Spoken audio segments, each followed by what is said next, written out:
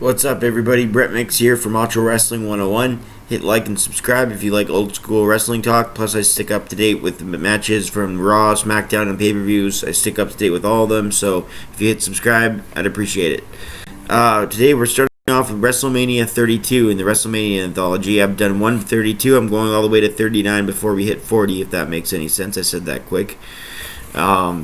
No, it's been a blast going through these old WrestleManias, and I'm looking forward to going through the rest of them. To open up WrestleMania 32, first of all, there was three preliminary matches between Ryback losing to Kalisto for the U.S. title. There was a Divas match, and then also the New Day and the Dudley Boys. But we opened it up after America the Beautiful with a 7-man IC title ladder match. They had one at WrestleMania 31 that was pretty great. I rate this even better. This was the ladder match for the IC title that Kevin Owens held. He defended it against Dolph Ziggler, The Miz, Sami Zayn, Stardust, Sin Cara, and of course the underdog Zack Ryder. Ryder would end up getting the win here ultimately and shocking everybody, getting a big WrestleMania moment. He'd lose it to The Miz the next night on Raw, but he still got a huge moment in this WrestleMania to win. I thought that was a great decision. The match impressed me. It wasn't just more than the Sami Zayn spot where he hit a suicide senton right through the ropes, through the ladder onto the opponents right here. So he dived through the ladder onto the opponents, and then he came around the ring, and here's the ropes, and he dove over the bottom rope and hit a tornado DDT on Kevin Owens. So it goes over the bottom rope and then a tornado DDT right here. Amazing. He did that in the span of 10 seconds, so incredible. Stardust took an epic bump from Kalisto as he was pushed off the ladder. Owens was, oh my god, Blue Thunder bombed by Zayn into a ladder, and Owens took already 2 or 3 bumps onto a ladder before that. Sami Zayn took bumps onto a ladder. Everybody took big bumps in this match. If you were in this match, you came out looking the worst for wear. Anyway, Zayn, it was just a great moment at 15:23, took the IC title, and he was the new champion. Zack Ryder. It's the Z that messed me up. Zack Ryder took the IC title, and even though Zayn was the star in that match, or Kevin Owens, Zack Ryder is the one that ultimately gets the victory and should be looked at. So it's a great moment for him. Next, I have a problem with the booking. I've read reviews to Chris Jericho and AJ Styles over the years for this match, and I've read that they just didn't get to that next gear of incredible. Maybe so, because these two guys are capable of a 5-star match, so maybe they didn't get to that 4.5-star, 5-star. Maybe they didn't get there, but I've seen people rate this at 3 stars, 3.5 stars. I think that's bogus. I think the reason people think this, and this is after rewatching the match very carefully, is because it followed the 7-man Intercontinental title match, and they just had all these insane bumps, and then you go to a singles match, and the bumps aren't the same. They don't hit the same impact. The crowd was dead for a lot of the first half of this match, and they shouldn't have been because they were going at an insane pace. Jericho and Styles weren't giving you the match of the lifetime, but they were giving you a classic. They were doing things in the first half of that match that the crowd was completely dead for, and I couldn't believe it. But then I reminded myself it took place after that huge spot fest, in a good way. It was a great spot fest, but Chris Jericho and AJ Styles, they really delivered in this WrestleMania, and I gave it 4 stars. I guess I should have rated the first match, I gave the first match a lot. I apologize for that. I gave the first match a 4 stars and a quarter. So 4 stars and a quarter for the Zack Ryder victory for the IC title. And now back to this match between Chris Jericho and AJ Styles. Rather than restarting this, I'll just do that error right there. I'm only human. Jericho and AJ Styles, I give 4 stars. So we had a 4-star and a quarter match between Zack Ryder for the IC title, and then next we had Jericho and AJ Styles here, and I'm giving it 4 stars. No offense to anyone that has it in a 3-star category, 2-star, whatever. Maybe we didn't watch the same match the same way, but I saw these guys hitting all their spots. I saw these guys doing unique counters, that they innovated offense.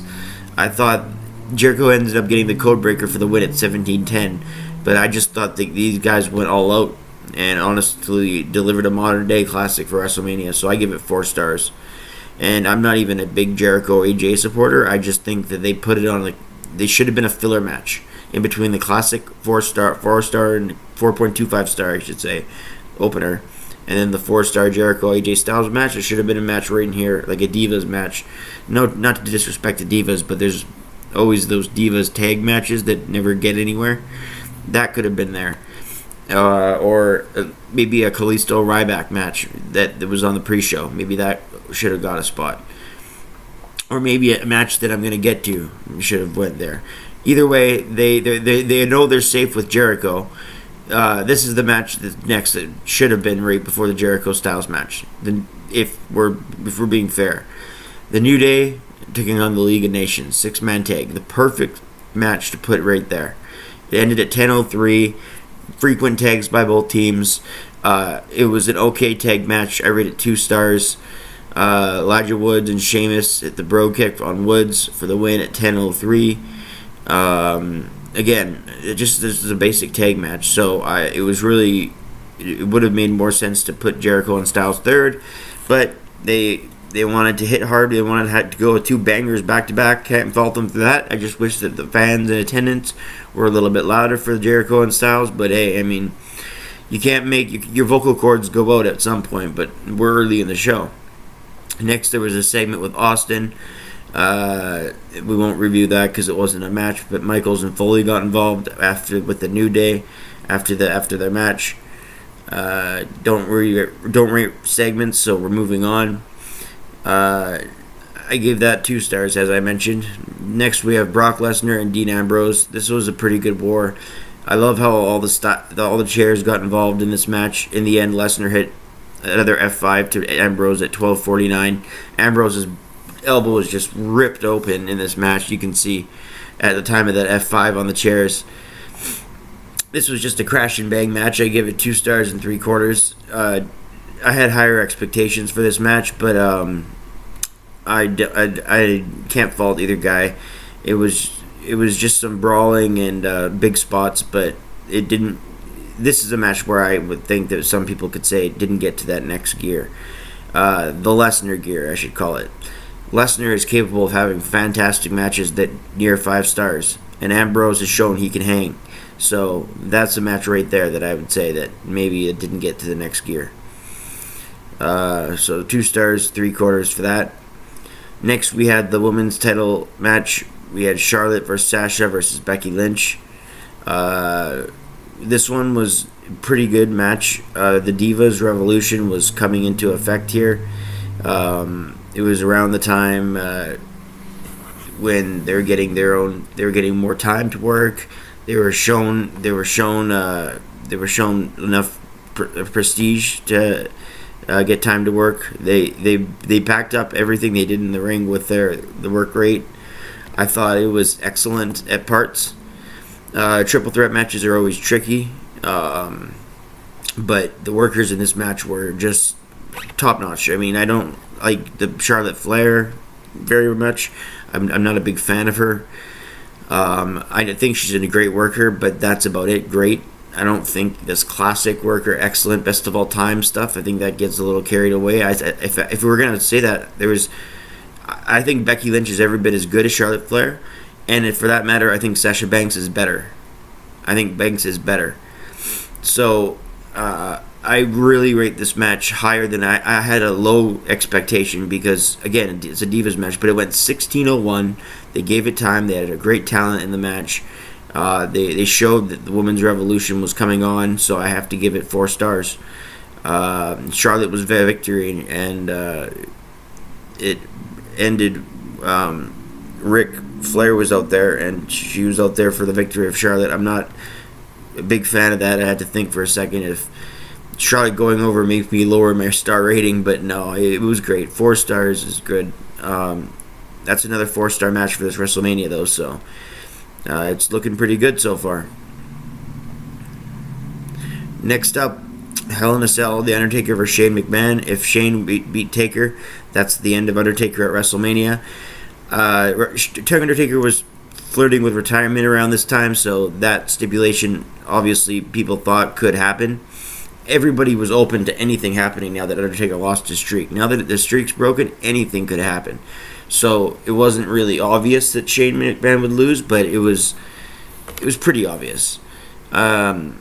This match went a half an hour. I don't agree with that at all. I think it should have gone at least 10 minutes, but maybe 15 to 20 tops.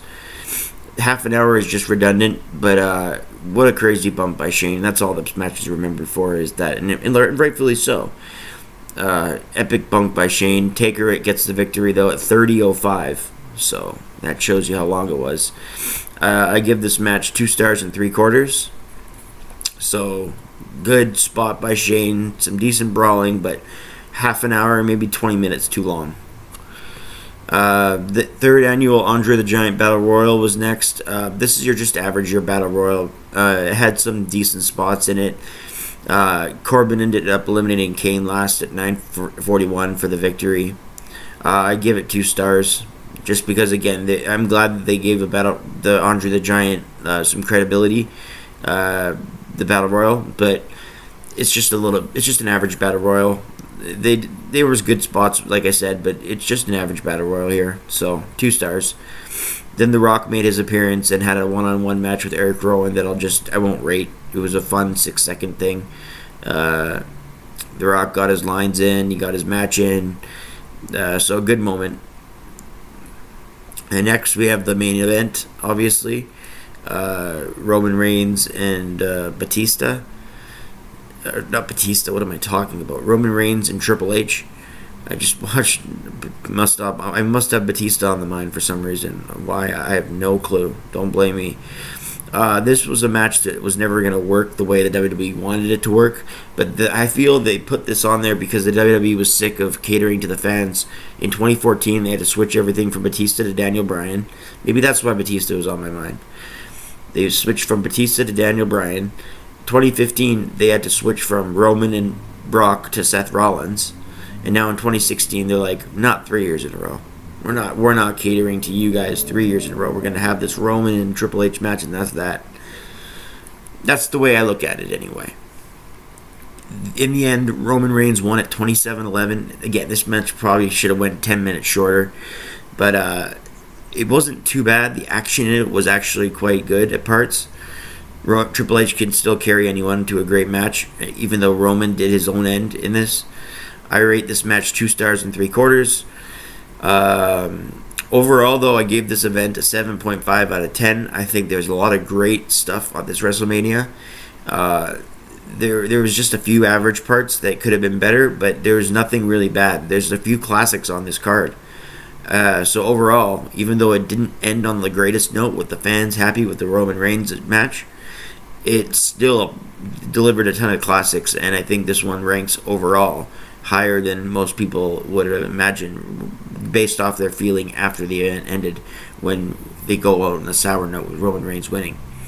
So that's just my opinion. Tell me yours in the comment section if you agree, disagree, and don't forget to hit like and subscribe, especially subscribe if you want to be here for more reviews.